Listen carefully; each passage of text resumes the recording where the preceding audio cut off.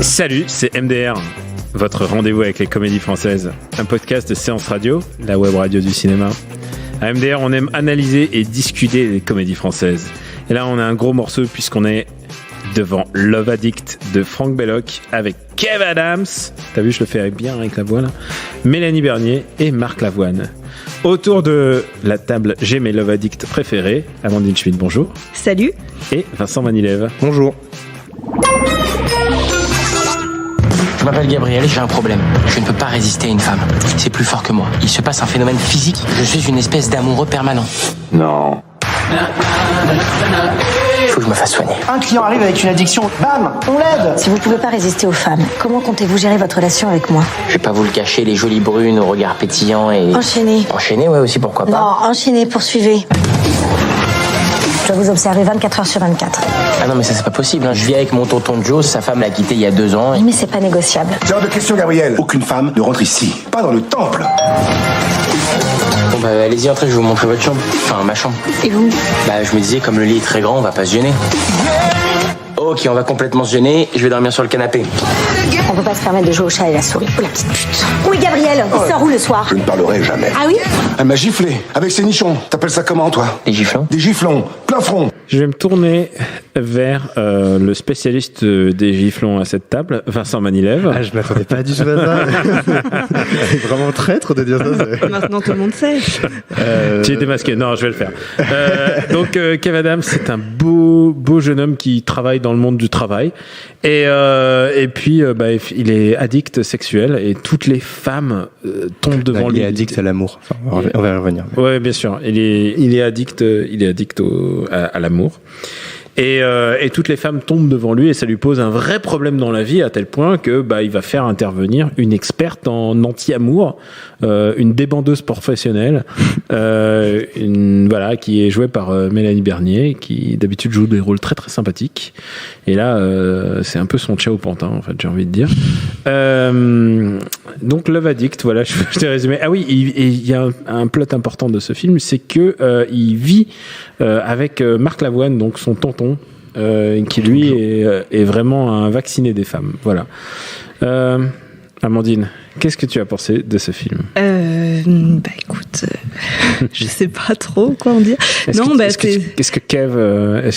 que je suis sensible à Kev ? Ouais. Pas franchement, et c'est un peu le problème de ce film. En fait, on nous dit donc que toutes les femmes tombent devant Kev Adams, et ça, c'est très difficile à croire parce que le film ne nous donne rien pour le croire. Si ce n'est la preuve factuelle, c'est qu'elles tombent toutes devant lui. Voilà, c'est ça. Donc littéralement, elle tombe en une matinée. Il se fait 3 meufs. C'est comme ça que commence le film.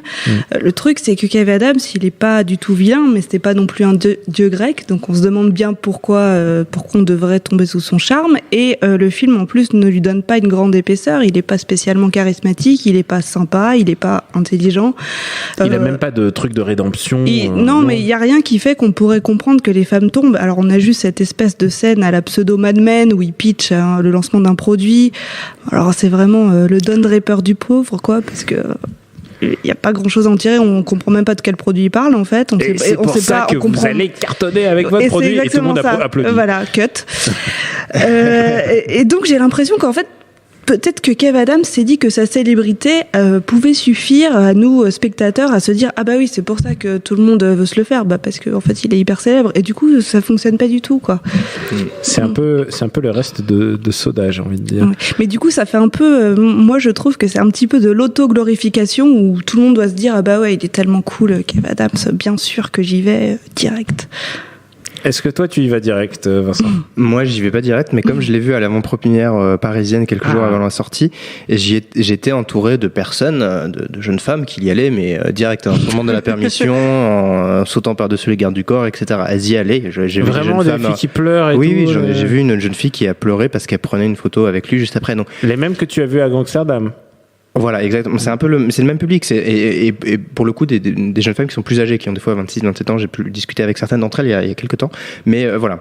Donc simplement pour dire qu'effectivement, en fait, moi, je vois ce film-là comme un film où effectivement, comme tu disais, Amandine, c'est Kev Adams et il est entouré de femmes qui sont toutes ces fans en fait, fans de Kev Adams. Et effectivement, là, tout le monde veut le coucher avec lui, etc. Enfin, ça m'a énormément dérangé parce qu'effectivement, Kev Adams, je le trouve pas crédible là-dedans dans son costume. Puis il est jeune, il est peut-être trop jeune pour ce rôle-là. Voilà, il est peut-être trop jeune. C'est son premier rôle. Il a 26 piges. D'adulte complet entre guillemets, hein, même s'il a déjà joué des étudiants, etc. Et en fait, moi, ça m'a énormément dérangé dans le sens où tout est fait pour le protéger, pour protéger son image, pour protéger le fait que c'est un mec bien quand même. Il est pas malade. Il parle d'une malédiction à un moment. Il faut le soigner, etc. Tous les hommes qui se comportent comme lui, les personnages secondaires, eux, sont vus comme des pervers qui, comme il le dit lui à un moment, vont les mener en prison. Donc lui, il peut faire même un peu une forme de une espèce de harcèlement au travail, etc. Il a taquiné toutes ses collègues, etc. Même j'ai vu une pseudo main aux fesses à un moment, mais je suis pas certain, une petite main dans le dos, une petite tape dans le dos un peu gênante, etc. Et quand il est viré de son travail, c'est pas parce que il est déplacé avec ses collègues, c'est parce que il a couché avec la femme du patron, les filles du patron et la secrétaire du patron. C'est pas du tout, enfin voilà. Donc l'image de Kev Adams est beaucoup trop lisse et le pitch ne colle pas du tout et il faut absolument le protéger, quoi. Et moi ça m'a vraiment dérangé tout le long. En plus, il y a vraiment le personnage de Marc Lavoine qui est son tonton qui souffre de la même maladie. Du coup, ça fait vraiment malédiction familiale qui est innée, quoi, et qui peut pas changer. Pour moi, c'est un préquel au cœur des hommes, en fait. Pour moi, c'est complètement ça. C'est Marc Lavoine. C'est son perso d'avant le cœur des hommes. C'est le même gars qui couchait, un mec amoureux des femmes, etc. Enfin, c'était l'image un peu romantique du Don Juan, etc. Et pour moi, c'est genre 10 ans ou 5 ans après, et on le retrouve avec son neveu parce que lui, il a changé, etc. Mais c'est un peu la même mentalité, quoi. Là, on s'oriente vers un cœur des hommes junior. Ouais, tu crois que il faut rediscuter qu'un peu du cas Kev Adams, quoi, parce que c'est quelle carrière se donner, parce que j'ai l'impression de ce que vous dites, j'ai l'impression que il y joue sur le fait que tout le monde se souvient de lui parce que c'était Soda, qui, je précise, une série que j'ai jamais regardée. Donc tu vois, quand on me dit Kev Adams, tu vois, ça me fait absolument rien. Je vois que pour ses films, et donc du coup je pense à Prof. Je pense aux nouvelles aventures d'Aladin. Donc du coup, j'ai pas du tout le phénomène. Et quand on me le vend comme un méga turbo beau gosse qui littéralement les filles tombent pour lui, je n'y crois absolument pas, en fait. Je vois ça joue trop sur son charisme et pas assez sur ses capacités d'acteur, en fait. Oui, voilà. Enfin, il est pas vraiment bon dedans, quoi. Il est pas convaincant. Enfin, je trouve vraiment en décalage complet. Là, j'ai vu passer un article où il racontait qu'il il était très fier de son corps qu'il avait sculpté pour ce film-là. Il y a plusieurs plans sur son torse nu. Et effectivement, on sait qui ça vise, on sait pour qui c'est fait. Et voilà, mais tu parlais de Soda. Soda, c'était l'ado, avec blague un peu pipi caca et tout. Là, il essaye pour la première fois de faire un rôle vraiment complètement d'adulte, mais il y a cette image qui lui colle encore à la peau, parce qu'il a fait tous ses films avant, parce qu'il a fait Soda, et parce qu'il y a encore ce public qui l'enferme, je pense. Et je pense que c'est ce qu'il regrette un peu. Je pense qu'il regrette encore d'être un peu rattaché à cette image d'ado attardé. Mais tu penses pas qu'il essaye de suivre l'âge de son public, et c'est pour ça que là, c'est son premier film d'adulte, parce que son public grandit aussi, finalement. Alors, justement, dans la salle, j'ai été étonné de voir vraiment des jeunes filles, je sais pas, qui devaient avoir 14-15 ans, mais d'autres qui avaient 20, 25, etc. Donc c'est assez fluctuant et c'est étrange. Il y a des mamans aussi qui étaient complètement fans de lui parce que leur fille était fan aussi. Donc c'est très perturbant. Je pense qu'il a du mal à trouver la position, la juste position. Moi, j'aimerais juste qu'il fasse un rôle où il joue un connard complet, un connard assumé, pas un connard protégé par l'histoire, etc. Et là, on verra, même s'il a une rédemption à la fin, j'en sais rien. Là, il y aura une rupture. Pour moi, il n'y a pas de rupture actuelle. Est-ce que tu as vu son Ciao Pantin à lui, qui est ami public? Oui, là, oui, enfin. C'est genre, il est tellement sympa qu'en plus je suais des bons sentiments à tout le film, là, j'en pouvais plus, quoi. C'est assez compliqué. On va s'écouter des petites vannes. J'ai tout essayé, je sais plus quoi faire. On a rencontré ton assistante, elle a l'air bonne. Pardon? Compétente. Faut quand même un peu flipper les quatre là-bas, Je l'aime. Ça va pas là, j'ai des sueurs froides. Enlevez votre chemise. Ok. C'est quoi ça? À chaque fois que vous aurez l'impulsion de séduire une femme, je ne veux que du professionnel. Juste pour être sûr, vous allez pas enlever votre t-shirt. C'est dommage qu'on ait pas un peu plus de temps, je sais pas si vous avez quelque chose de prévu.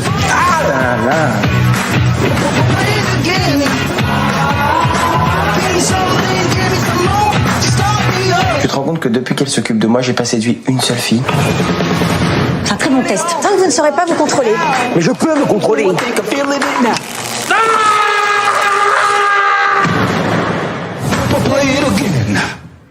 Je sens que la blague des chocs électriques pour calmer les ardeurs, ça vous a pas fait rire? Non. Ouais, non, et puis moi c'est symptomatique du personnage de Mélanie Bernier aussi. C'est ah ouais, je voulais. Enfin, je sais pas ce que vous en avez pensé, mais moi elle est complètement sous-écrite. Au début, elle a un petit ami sous-écrite et surjouée. Et surjouée. Ouais. Elle a un petit ami à un moment, personnage le plus inutile du monde, Je et elle le largue sans qu'on comprenne pourquoi. Elle le largue de nulle part parce qu'elle va aller dormir chez Kev Adams pour s'occuper de lui. Et ça, c'est n'importe quoi. Son métier, donc elle est pas. Elle est minder. Voilà, elle devient minder. Elle était psychologue ou psychiatre, mais pas très douée. Ah oui, il y a ce moment très gênant où on voit qu'elle exerce très mal son métier de psy. Enfin, ouais, voilà. C'est horrible. Et moi, ce qui me dérange aussi, et là encore, c'est ce qu'il disait après l'avant-première à la fin, il disait que le réalisateur disait qu'elle apportait la touche féministe. C'était que le film est féministe en grande partie grâce à elle.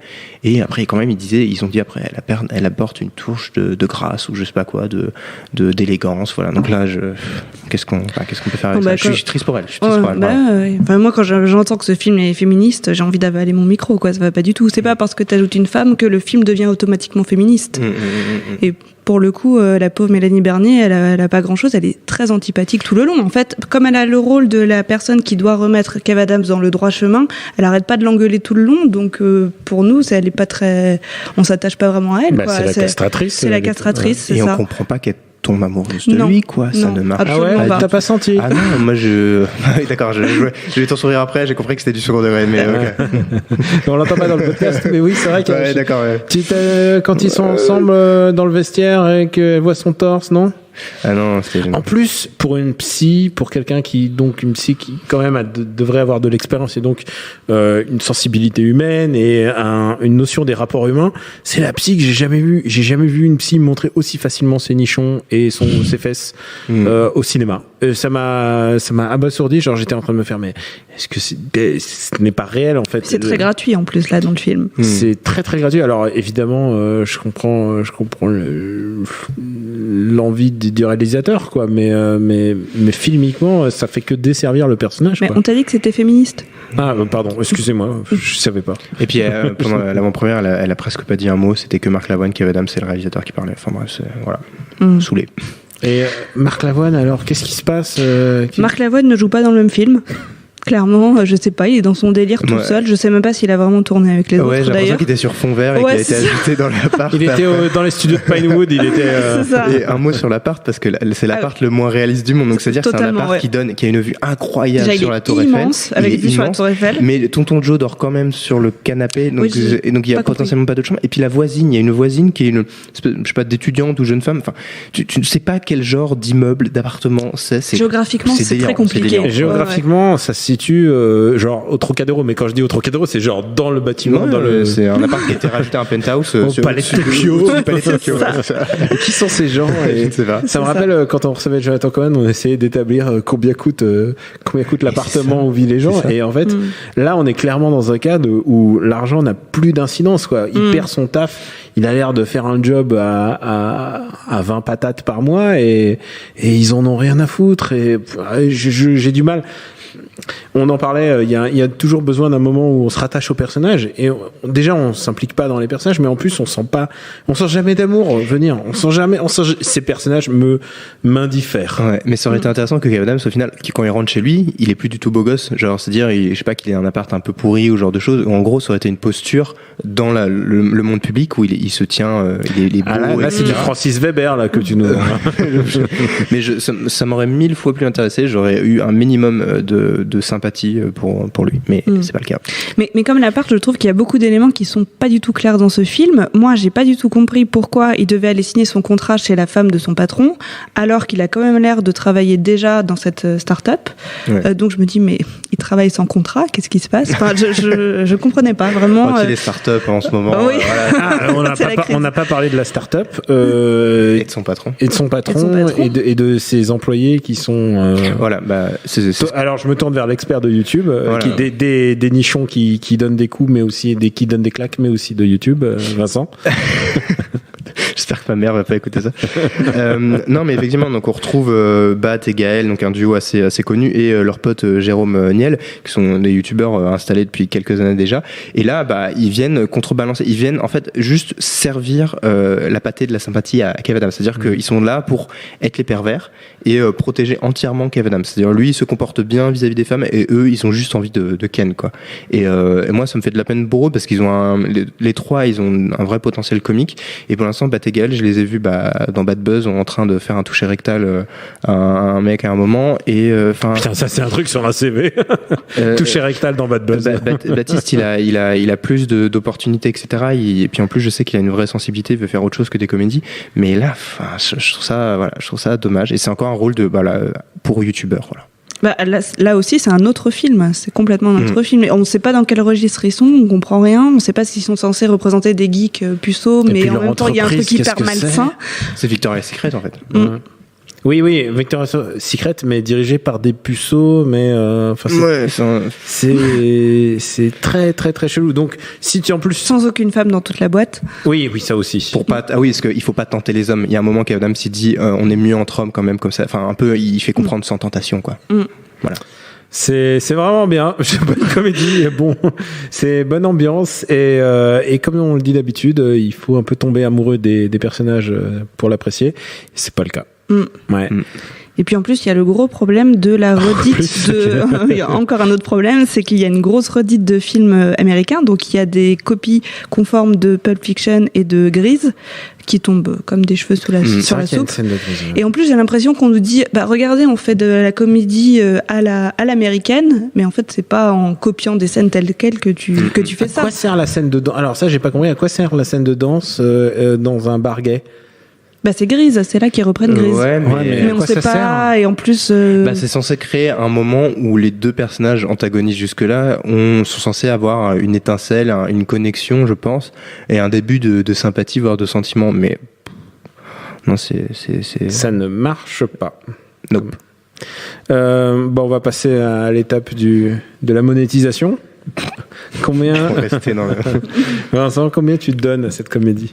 Combien tu mets pour emmener un petit dîner romantique? On l'a pas mentionné, mais il y a Michael Madsen qui fait une espèce de caméo un peu chelou. Voilà, non mais faut qu'on en parle. Voilà, un peu chelou. Qui vient cachetonner. Je crois, j'ai cru comprendre qu'il avait fait 1 jour et demi de tournage. Il a l'air ivre en permanence. C'est produit par les Adidas, donc du coup ils ont coup de téléphone, il était là à Paris. Je pense qu'il est ivre en permanence. Voilà. Mais juste pour voir ce moment un peu de gêne, je mettrais 1,50€. Voilà, c'est tout. Pour le moment. Et toi, Amandine? Je pense que je mets 50 centimes, mais c'est juste parce que j'ai l'impression d'avoir Kev Adams autour de moi qui me dit t'as vu comme je suis beau, t'as vu comme je suis génial, t'as vu comme tout le monde m'aime, vas-y. Et donc t'es là, ok, j'ai pitié, vas-y, je te donne une pièce, c'est fini. Et moi je veux pas être encourageant parce que j'ai pas rigolé, je donne 1 euro symbolique.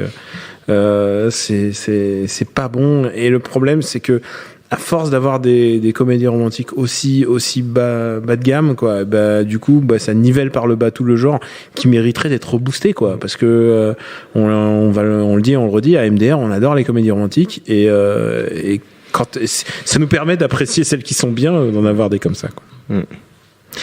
C'est l'heure des recos. Vous pensez vous y échapper? Amandine, tu vas commencer. Moi, je voulais parler d'un autre film qui parle de l'addiction sexuelle, mais dans un tout autre registre. Oh, c'est Shame. Ça n'a donc rien à voir. Je l'ai senti arriver. Tous les lettres ont défilé dans mon cerveau.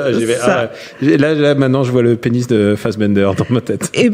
Ça, tu vois, je mets plus que 50 centimes pour le coup. Je peux bien le croire. Donc Shame raconte la vie d'un personnage qui est totalement victime de ses pulsions sexuelles et qui le vit très mal. C'est un film très très froid. C'est pas drôle du tout. Fassbender est excellent, vraiment, et c'est très déroutant, mais il y a quelque chose d'assez troublant dans ce film, et je trouve qu'il mérite d'être étudié, d'être vu. Voilà. C'est un film très intéressant. Et Vincent, toi, je vois que tu es en train de commander sur Amazon Shame pour en guise de documentation. Tu m'as parlé de pénis de Fassbender, donc forcément j'y vais. Non, moi simplement j'ai repensé un peu à la filmo de Kev Adams, et je me dis, est-ce qu'il y a un film qui ne m'a pas dérangé, qui m'a fait un peu rire quand même. Et j'ai repensé simplement à Fiston en fait, avec Franck Dubosc, où en gros ça pourrait être un peu le préquel de Love Addict, où à partir du moment son but dans le film c'est d'avoir une copine, donc de coucher avec quelqu'un. C'est vrai que c'est un peu le même personnage. Il demande l'aide à Franck Dubosc. Non mais c'est pour ça, tu vois, tu peux faire une chronologie, tu sais, genre MCU, mais avec Kev Adams, tout est connecté. Il va y avoir les Avengers à la fin, et il serait une spouse. C'est ça. Un Kev Cinematic Universe. Mais voilà, et en gros c'est un jeune ado qui va être aidé par Franck Dubosc en col roulé, qui fait du Dubosc quoi, comme on aime. Et il y a vraiment des bons moments. Voilà, c'est Dubosc, donc forcément on aime ça. Et voilà, c'est le seul film de Kev Adams où il ne me dérangeait pas, où j'avais l'impression qu'il était à peu près juste. Voilà. Je rajoute à ton Kev Adams votation les nouvelles aventures d'Aladdin. Où il était assez correct en fait, il jouait pas mal et il y a une scène mémorable où, avec une flûte. La flûte dans le cul, où il est vraiment très très bien. Moi je voulais plutôt parler de la carrière de Mélanie Bernier, qui est vraiment une bonne actrice, qui joue parfois des trucs vraiment très audacieux, et là visiblement ça a loupé. Elle a joué dans une bonne rom-com, c'est un peu beaucoup Aveuglément, un film de Clovis Cornillac. C'était son premier film, c'était une rom-com. Et c'est un couple qui tombe amoureux, ils vivent d'un appart à l'autre, mais ils se voient pas et ils arrêtent pas de se draguer. Et c'est vraiment très bien, c'est fait avec beaucoup de légèreté, et je pensais que ça allait être un des meilleurs films de Clovis Cornillac, mais depuis j'ai vu Belle et Sébastien 3.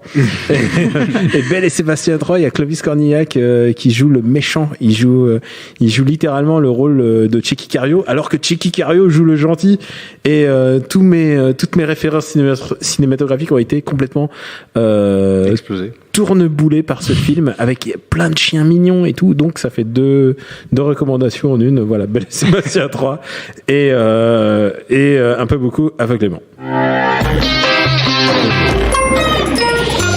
Merci au lover Quentin pour la technique. Pour nous retrouver, c'est MDR sur iTunes et sur Apple Podcast. Excusez-moi les vieilles habitudes. Tu veux que je le refasse? Ok, d'accord. Ouais, ok, d'accord. Okay. Et il va te demander d'enlever le lover.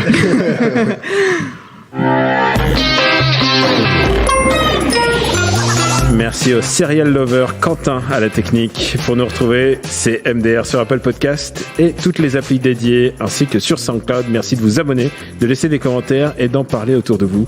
La semaine prochaine, on se donne rendez-vous avec une autre comédie qui va être bien, j'en suis certain. On vous embrasse très fort. À bientôt.